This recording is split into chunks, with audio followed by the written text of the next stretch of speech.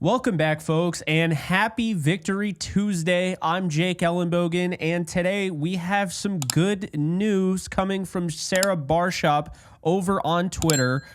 Sean McVay said Tyler Higbee was hospitalized with a chest injury during the game because he was, quote, spitting up a little bit of blood, end quote. McVay said Higbee made the trip home with the team, and he has the full expectation that he'll be ready to go on Sunday against the Eagles. Before we dive into what that means, be sure to like, subscribe, and comment. Be sure to follow me on all social media at JK Bogan, including Instagram, TikTok, Twitter, and Kick. And in addition to that, just want to let you guys know that today's sponsor is BetUS, where you can get a 150% bonus match on your first deposit and 125% on your next two deposits using the code YouTube150. So if you're looking for a sports book, be sure to check out BetUS today. And as always, bet responsibly. Okay, guys, so this is huge. Tyler Higbee, I can't stress enough.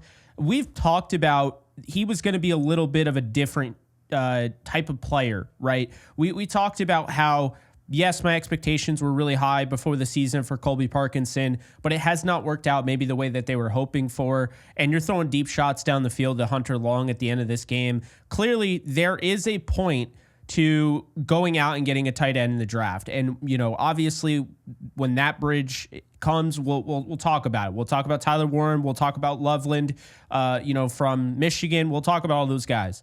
But now is not the time. Tyler Higbee is expected to be ready to go this Sunday. Sean McVay does not normally say things like that. If this was serious or if it was even close to not happening, he would have just been honest and said, look, he's day to day. He always goes that route. He's day to day, whatever. And we've seen guys be day to day and miss multiple weeks. Okay, so this is huge. This is letting us know this is a big time game he is going to play. And I think that is spectacular news because Higbee went for 5 catches and 58 yards to start this game.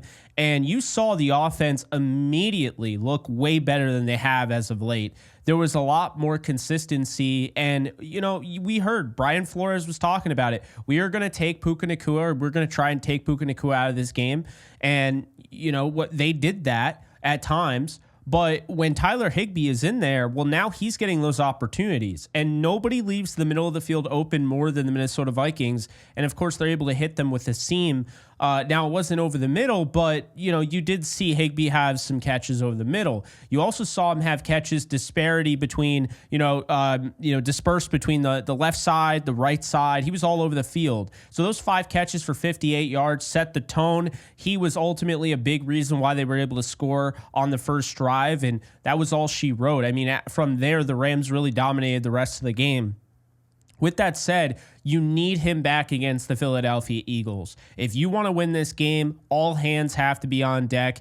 And the reality is, I haven't seen the offense look that good since the Bills game because what you saw with Higbee right away is that this guy has not lost a step since his recovery. But in addition to that, the thing that goes without saying, but actually should be said because I think people don't realize what's happening, is not only do you get Tyler Higbee back, injected in this offense that doesn't have it, that needs it, that wants to use the tight ends, but can't use the tight ends at the level they want to, but you're getting a Tyler Higbee that has 3 games going into this game.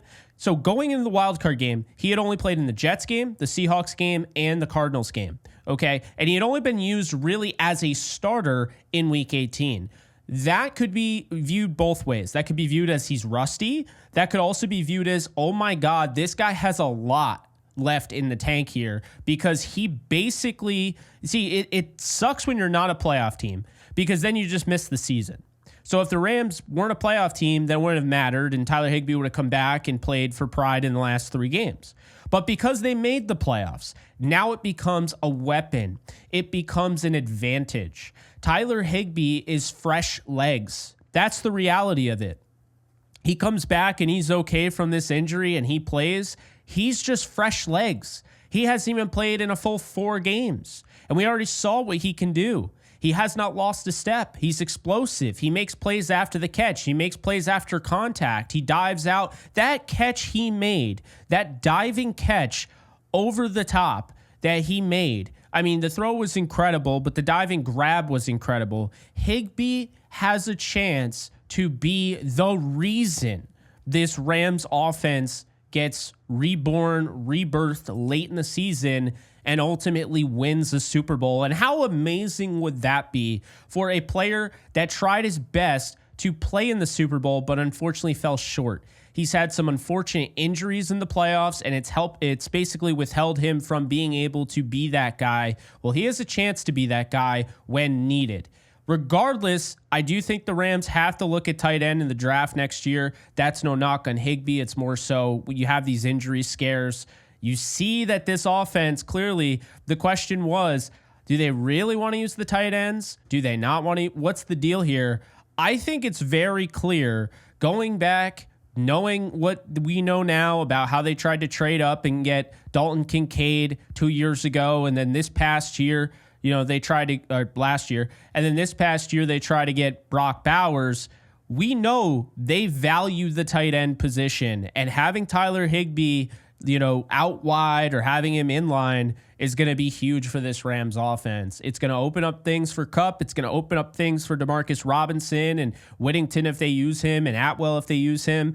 And I just think ultimately, if you are going to beat this Philadelphia Eagles team that commands the line of scrimmage on both sides of the ball, you're going to have these little wrinkles in your offense. And having Higbee allows you to be more effective in the red zone.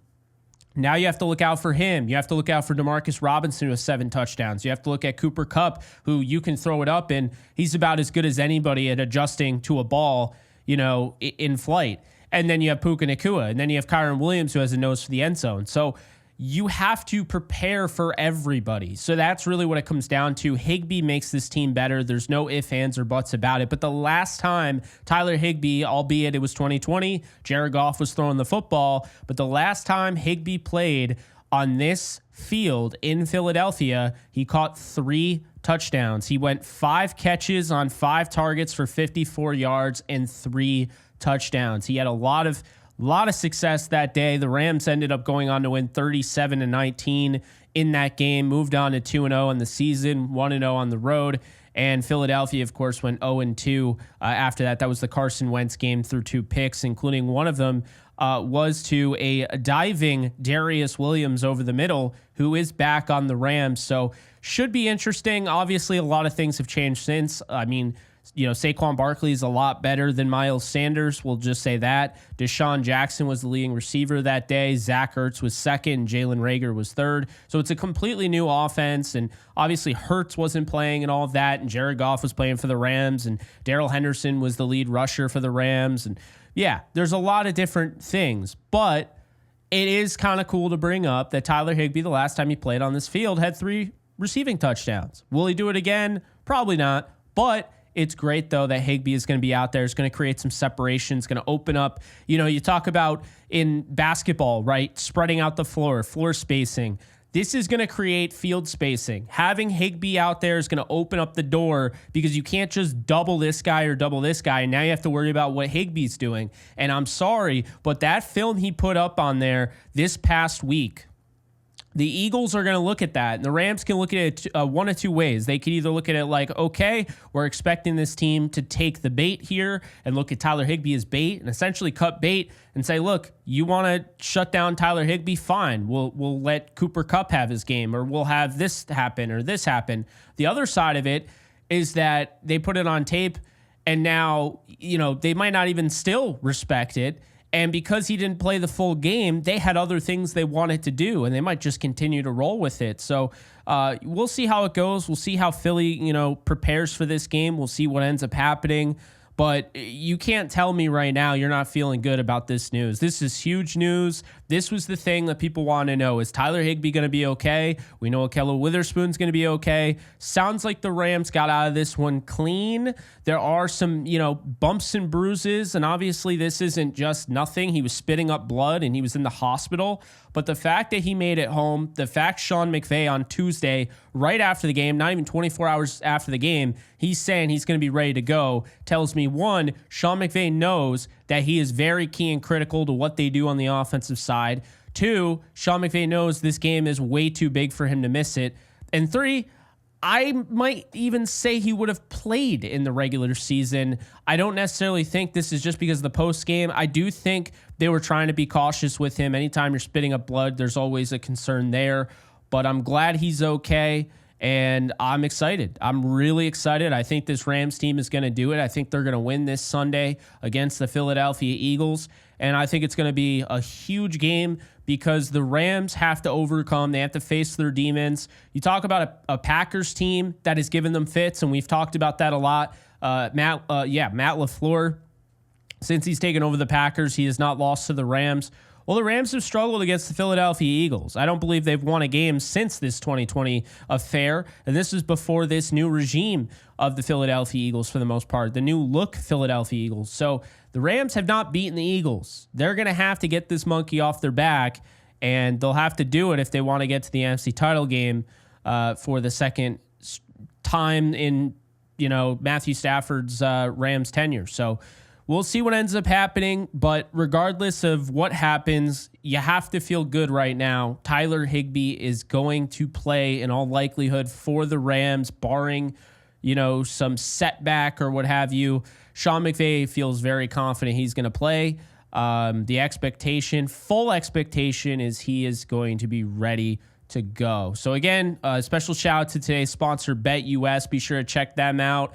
And that's going to do it. Hope you guys enjoyed. I'll have plenty more content coming out. And of course, if you're watching this on a Tuesday, it means Tuesday night, which is later tonight, 9 p.m. Eastern time, 6 p.m. your time. If you're on the West Coast, you can tune in as I have the victory shades on this time around, the only one of my cohorts on the round table, the NFC West round table. So check out NFC West Roundtable at 9 p.m. Eastern Time, 6 p.m. Pacific Time tonight. We will have some fun and celebrate a little bit there. So appreciate you guys, and we'll talk soon. Later, folks. And just a quick reminder, my new YouTube channel, if you want to support me further, it is The Lounge. I'll be having all sorts of guests from athletes, entrepreneurs, musicians, artists, actors, you name it. I am going to bring them on. So I'm looking forward to this show. It's going to get off the ground very shortly. We're over 500 subscribers, so it'd be really awesome to get to 1,000 before we even drop our first video, which will be soon. That's asking a lot. But if you haven't already, be sure to hit the subscribe button, and can't wait to see you guys there. In case you guys haven't noticed, I do have a Discord channel for my community on this channel, and if you want to be a part of it, it is free. The link is in the description below. You can sign up. This is basically a 24/7 Rams channel, and we are almost at 1,100 members. So if you want to be a part of it, just hit the link in the description below.